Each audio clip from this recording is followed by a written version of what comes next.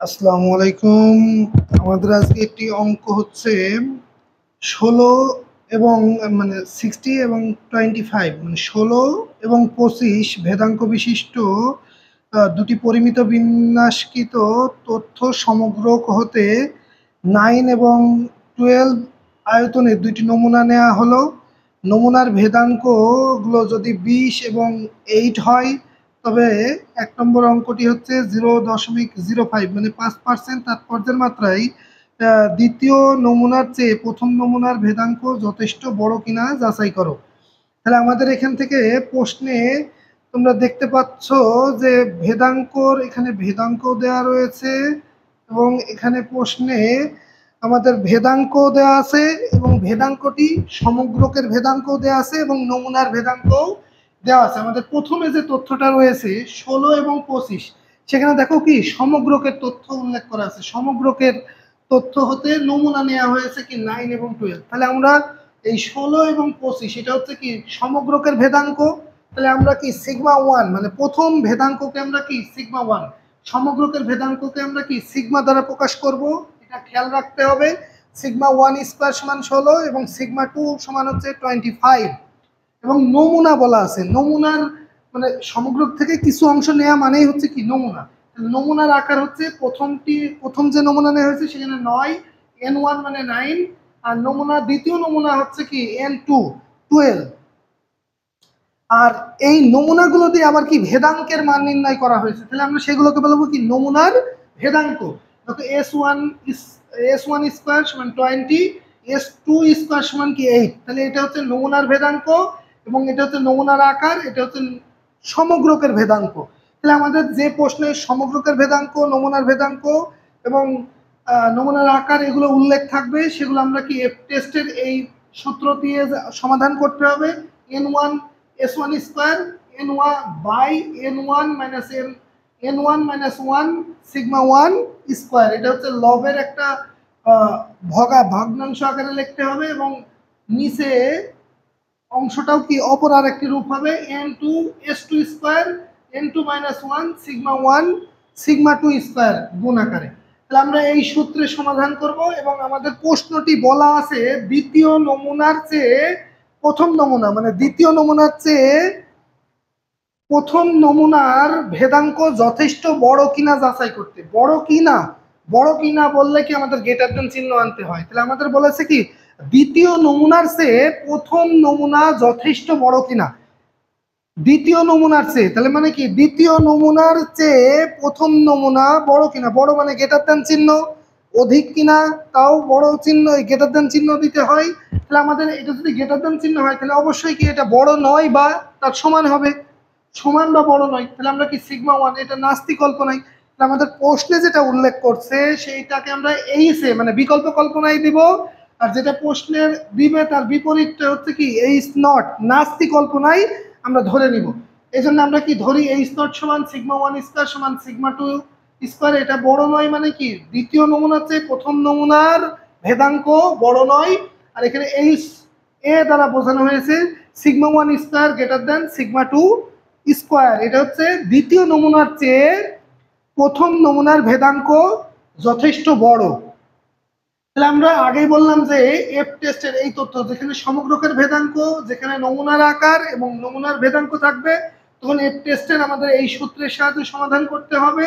তো আমাদের দেখো এখানে উপরের অংশে n1 স্কয়ার, দেখো n1 এর মান কি 9, n1 এর মান 9 আর s1 স্কয়ার এর মান কি 20 এখানে বসাইছি এবং n1 এর মান 9 তো আমরা আগেই পেলাম, s1 9 থেকে 1 বিয়োগ করলাম সিগমা 1 স্কয়ার, দেখো সিগমা 1 স্কয়ার মানে হচ্ছে 16 বসাই দিয়েছি এবং নিচের অংশে যে সূত্র রয়েছে n2 s2 স্কয়ার, n2 এর মান হচ্ছে 12 এবং s2 স্কয়ারের মান 8।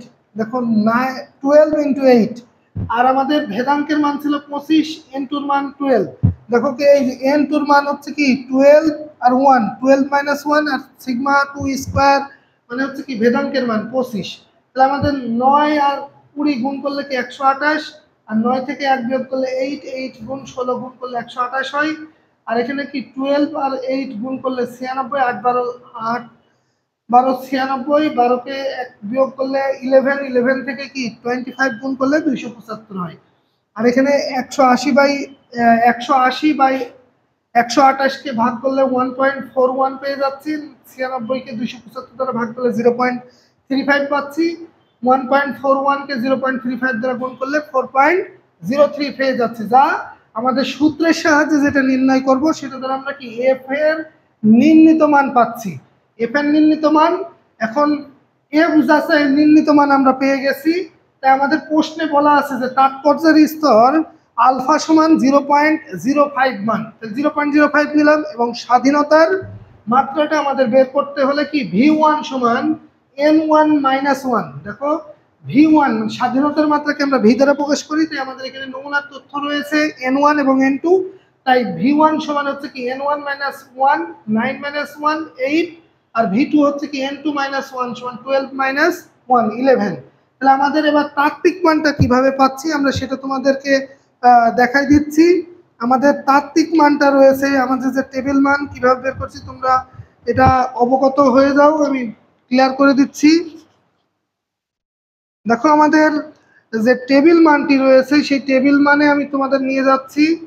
টেবিল মানে দেখো আমাদের percentage of point of F distribution, F distribution মানে হচ্ছে কি এফ এফ যাচাই। আর এফ যাচাই কেন এখানে আমরা এই সূত্রে করছি, কারণ সমগ্রকের ভেদাঙ্ক, নমুনার আকার এবং নমুনার ভেদাঙ্ক উল্লেখ রয়েছে, তাই আমরা কি এফ যাচাই সমাধান করছি। তাহলে আমাদের প্রশ্নে এবার দেখো আমাদের 8 ছিল, স্বাধীনতার মাত্রা V1 এর মান 8 এবং V2। তাহলে আমরা V1 এর মানটা উপরের দিকে গণ্য করব 1 2 3, যেটা সারি আকারে উপরে রয়েছে এটাকে V1 এর মান, আর নিচের দিকে কলাম আকারে যেগুলো রয়েছে সেগুলোকে V2 এর মান নির্দেশ করছি। তাহলে আমরা এখান থেকে V1 এর মান আমরা আমাদের সমাধান করে পেলাম হচ্ছে N1-1, 9 থেকে 1 বিয়োগ করলে 8 হয়। তাহলে এই যে 8 এবং 12 থেকে N2 এর মান 12, 12 থেকে 1 বিয়োগ করলে 11 হয়। তাহলে 8 এর মান, 8 এর ঘরে 11 এর মান দেখো পেয়ে যাচ্ছি 2.97, যেটা আলফার মান। এই যে আলফার মান 0.04 এর টেবিলে পাচ্ছি 9.25, 9.25। দেখো এই যে 11 এর ঘরে 8 এর ঘরে 8 এর সোজাসুজি 11 এর ঘরে দেখো 2.95। আশা করি তোমরা কিভাবে আমরা আলফার মানটা দিয়ে বের করে নিচ্ছি সেটা তোমরা অবগত হয়েছো।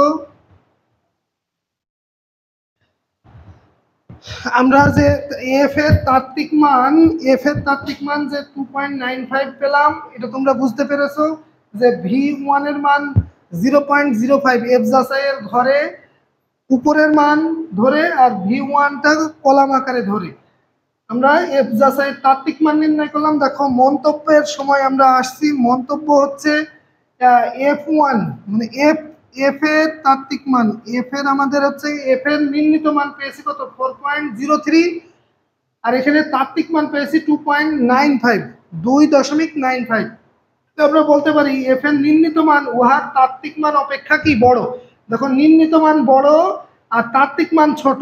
নির্ণীত মান যদি বড় হয়, তাত্ত্বিক মান ছোট হলে নমুনা বর্জনীয় এলাকায় পড়ে, নমুনা বর্জনীয় হবে। মানে নির্ণীত মান যদি বড় হয়, তাত্ত্বিক মান যদি ছোট হয়, তাহলে নমুনা বর্জনীয় এলাকায় পড়বে। তাই কি আমাদের যে ধরি বলেছিলাম এইচ নটটা কি বর্জনীয়, মানে ওটা উত্তর হবে না, উত্তর হবে কি বিকল্প কল্পনায়। তাই আমরা বলছি কি অর্থাৎ দ্বিতীয় নমুনার চেয়ে কি প্রথম নমুনার ভেদাঙ্ক যথেষ্ট বড়। তাহলে আমরা বলেছিলাম কি দ্বিতীয় নমুনার ভেদাঙ্ক প্রথম নমুনার ভেদাঙ্কের চেয়ে যথেষ্ট বড়।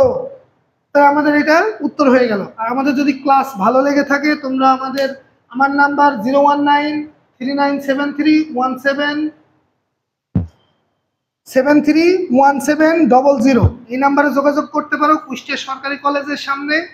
আমি সকল বর্ষের এবং সকল বিষয়ের আমি নিজেই শিক্ষক, আমি নিজেই পরিচালক, আমি নিজেই সকল গাইডলাইনে থাকছি। আমার সাথে যোগাযোগ করতে পারো ফেসবুক, ইউটিউব সকল স্থানে এবং ফেসবুক পেজে।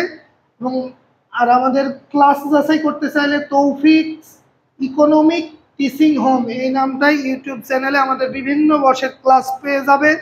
ক্লাসগুলো আপলোড করা হয়ে থাকে, সেখান থেকে ফ্রি চাইলেও করে ক্লাস করে পাস করতে পারবে আশা করি। সকলে ভালো লাগলে তোমাদের বন্ধুদের জানাতে পারো, মেনশন দিতে পারো, তোমাদের টাইমলাইনে রাখতে পারো ভিডিওটি। সকলে ভালো থেকো, সুস্থ থেকো। আসসালামু আলাইকুম।